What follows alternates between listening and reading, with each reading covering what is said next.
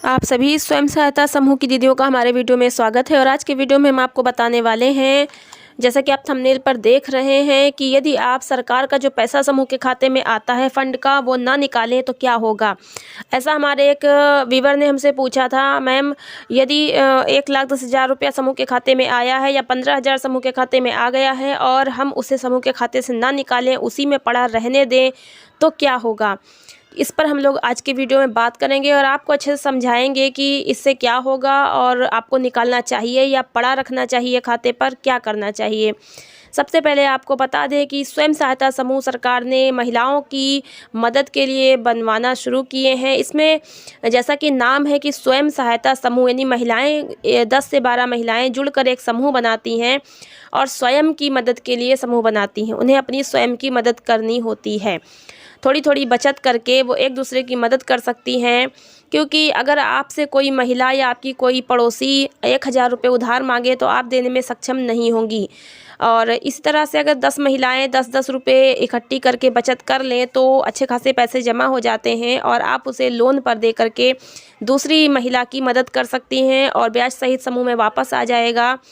इस तरह से एक दूसरे की मदद की जा सकती है। तो सरकार ने इसमें अपनी तरफ से भी कुछ फंड समूह के खाते में देकर महिलाओं को कुछ न कुछ रोजगार करने के लिए प्रेरित करने के लिए, ये मदद के लिए राशि जो है देना शुरू किया, जिसमें 15,000 रुपये आरएफ के मिलते हैं आंतरिक लेन देन छोटी मोटी आवश्यकताओं को पूरा करने के लिए, और 1,10,000 रुपये सीआईएफ का मिलता है कुछ न कुछ छोटा मोटा रोजगार करने के लिए। अभी अगर आपके समूह में दोनों फंड आ गए हैं तो आप, जैसे कि 15,000 मान लीजिए आ गया है, तो आप छोटी मोटी आवश्यकताएं पूरी कर सकते हैं, जैसे कि बच्चे की फ़ीस जमा करनी है या आपको कोई पुराना उधार है उसको चुकता कर दीजिए। फिर इस समूह में बाद में धीरे धीरे देते रहेंगे। यहाँ से ले सकते हैं पैसा। ऐसे कोई भी आप उधार किसी से लाए हैं और वो आपको दबाव बना रहा है पैसा वापस करने के लिए, तो समूह से उधार लेके आप उसका उधार चुका दीजिए। फिर धीरे धीरे जो है समूह का भी उधार चुका दीजिए। या फिर जैसे आपकी कोई बीमारी परेशानी है तो दवाई लानी है, या पारिवारिक कोई भी खर्च है, छोटे मोटे खर्चों के लिए ये 15,000 रुपये आते हैं, लेकिन वापस समूह को करने हैं। ऐसा नहीं है कि आपको ये पैसा खा लेना है, ठीक है। लेकिन 1,10,000 जब आता है तो वो कुछ ना कुछ छोटा मोटा रोजगार करने के लिए आता है। चाहे आप सिलाई मशीन करके ख़रीद लीजिए और सिलाई करने का काम शुरू कर दीजिए, या फिर से ब्यूटी पार्लर छोटा मोटा खोल लीजिए, या फिर से कोई छोटी मोटी परचून की दुकान खोल लीजिए, या कोई पशु पाल लीजिए, भैंस है, बकरियां हैं, और बहुत सारे रोजगार हैं। कोई ज़रूरी नहीं है मसालों का काम है, पापड़ का है काम, अचार का काम है, बहुत सारे काम हैं जो आप कर सकते हैं। और इन पैसों के लिए जो है सरकार जो है आपको समूह में काफ़ी कुछ मदद भी देती है, प्रशिक्षण भी दिए जाते हैं कई तरह से। लेकिन आप अपने स्तर से भी इन पैसों का उपयोग करके कुछ ना कुछ रोजगार कर सकते हैं। तो अभी अगर आपके समूह में पैसा आ गया है और आप सोच रहे हैं इस पैसे को ना निकालें, तो देखिए, सरकार ने आपको पैसा दिया है और आप निकाल के उसका कुछ ना कुछ रोजगार करेंगे ही नहीं, खाते में ऐसे ही पड़ा रहेगा।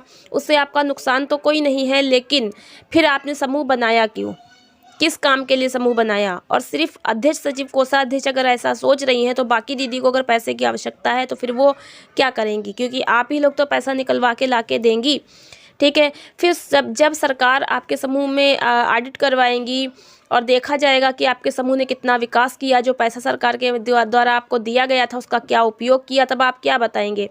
और अगर आपने उपयोग नहीं किया है तो क्यों नहीं किया है, इसका कारण भी आपको बताना पड़ेगा, और आप फिर इस पैसे को क्यों नहीं यूज़ कर रहे हैं।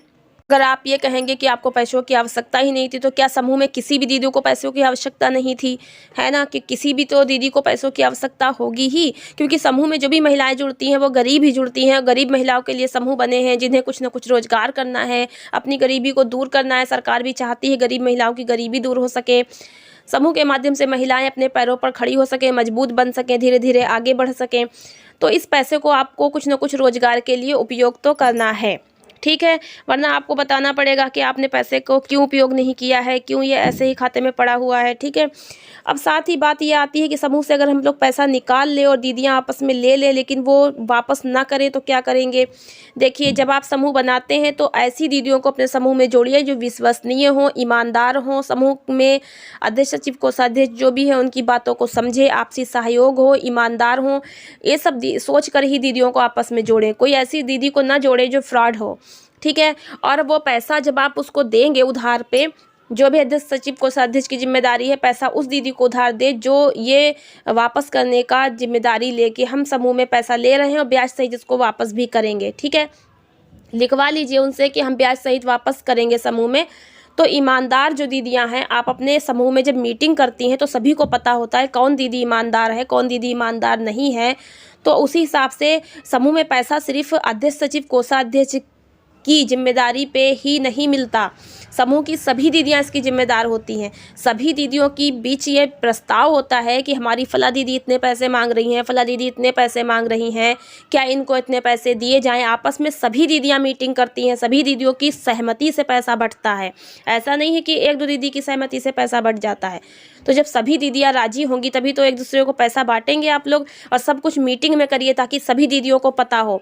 और जो भी दीदी पैसा वापस नहीं कर रही है तो सभी दीदियों की जिम्मेदारी है कि अध्यक्ष सचिव कोषाध्यक्ष के साथ में जाकर उस दीदी से पैसे की मांग करें, तब जब वो अपने समय से अधिक हो जाए और पैसा वापस न कर पाए। ठीक है, तो ये सारी बातों को आपको ध्यान में रखना है। पैसा कितने दिनों तक दीदी अपने पास रख सकती है, कब तक उसको यूज करना है, वापस करने का टाइम क्या है आखिरी, ये सारी बातें हमने अपने चैनल पे वीडियो बनाकर आपको बताई हैं। चैनल को अगर आपने अभी तक सब्सक्राइब नहीं किया तो ज़रूर कर लीजिए, बेल आइकन को प्रेस करके ऑल पे क्लिक कर दीजिए और वीडियो को लाइक तो ज़रूर कर दिया करें। बहुत मेहनत से आपके लिए वीडियो बनाते हैं और साथ ही अधिक से अधिक जानकारी आपको हमारे चैनल पर मिल जाएगी। तो चैनल पर जाकर बहुत सारी वीडियोज़ को ज़रूर देखिएगा। यहाँ पर मेरे बताने का यही उद्देश्य था कि यदि समूह के खाते में सरकारी पैसा आया है तो आपको उसको किसी न किसी रोजगार में उपयोग करना है। ठीक है, और साथ ही आपको बता दें 1,10,000 जैसे कि आपका पैसा आया है और कोई 4-5 दीदी चाहती हैं कि हम 10-10 हज़ार रुपये लेंगे और कोई दीदी नहीं चाहती हैं, तो ज़रूरी नहीं है कि 1,10,000 सब पैसा आप खर्च करें। और साथ ही 1,10,000 में 30,000 तो THR प्लांट में ही ट्रांसफ़र कर दिया जाता है। केवल 80,000 रुपये आपके पास बचता है। तो 80,000 में से अगर 40,000 की ही आवश्यकता है तो आप 40,000 निकालिए, बाकी का बचा हुआ समूह के खाते पर पड़ा रहने दीजिए। वैसा भी नहीं है कि 80,000 जो आपका 1,10,000 में से बचा है तो उसको आप बेवजह ही निकाल लीजिए, क्योंकि पैसा घर पे आते ही खर्च हो जाता है, फिर आपको वापस करने में समस्या होगी। तो जितनी आवश्यकता हो उतना पैसा निकालिए, फिर ब्याज सहित उसको जमा कराते रहिए, वापस बैंक में डालते रहिए, ग्राम संगठन में जमा करते रहिए, क्योंकि CIF का पैसा ग्राम संगठन में जमा होता है। ठीक, और अगर पैसे की अधिक आवश्यकता नहीं है तो वो समूह के खाते पर ही पड़ा रहने दीजिए। तो पैसे को यूज़ करना है लेकिन आवश्यकता के हिसाब से यूज़ करना है। इन सभी बातों को ध्यान में रखते हुए अच्छे से समूह को चलाइएगा और पंचसूत्र का पालन तो जरूर कर लीजिएगा। यदि आप 5 सूत्र में से एक सूत्र का पालन कर ले तो आपके 4 सूत्रों का पालन तो अपने आप ही हो जाएगा। वो एक सूत्र कौन सा है? वो एक सूत्र है नियमित बैठक करना। और सबसे बड़ी गलती महिलाएं यही करती हैं कि वो बैठक ही नहीं करती हैं टाइम से। तो जब आप बैठक करेंगी तो आपके बाकी के सारे सूत्रों का पालन हो ही जाएगा। जब बैठक करेंगी तो बचत जमा करेंगी, बचत जमा करेंगी तो लिखा तो जाएगा ही, लेखा जोखा भी हो जाएगा। और जिस दीदी ने उधार पैसा लिया होगा उससे पैसे की वापसी मांग भी की जाएगी, उसे वापस भी करना होगा। तो सारे सूत्रों का पालन हो जाएगा। तो मिलते हैं नेक्स्ट वीडियो में नई जानकारी के साथ। वीडियो पूरा देखने का आप सबका बहुत बहुत धन्यवाद।